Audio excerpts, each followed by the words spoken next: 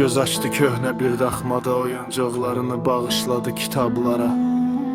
Həyat zəhərini ruhu ilə içdi, bir axşam qatlaşdı qatı ağrılara. Kiçik əlləri ilə başladı yazmağa, kiçik qəlbini verdi Tanrıya. Ruhunu qucaqlamaq üçün sığındı şeirlərə, misralara. Pəncərəsini sındırdı pəncərələri şeirlə bəzəmək üçün. Öldürdü gülüşünü qəlblərin səsini eşitmək üçün. Dözdü düşüncəsi təlxəklərin qılınc yarasına. Daldı qaranlığa, qanadlı vərəqlər üçün.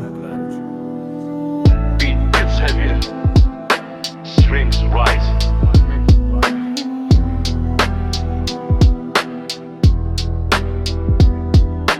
Addımlamadı beyninin yolların, gəzdi ağlıya ağlıya həqiqət dünyaların.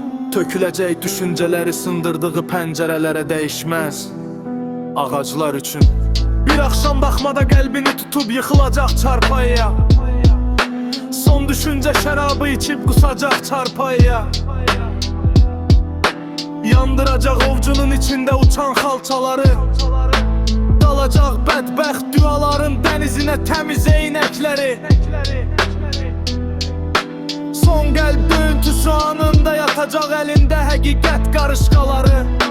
Kül olmuş vərəqləri alıb çantasına üst tutacaq göylərə tərəf. Bu ev büküb kəfənini verər Allaha. Axmasın göz yaşı, o öldü Allahın işığı altında.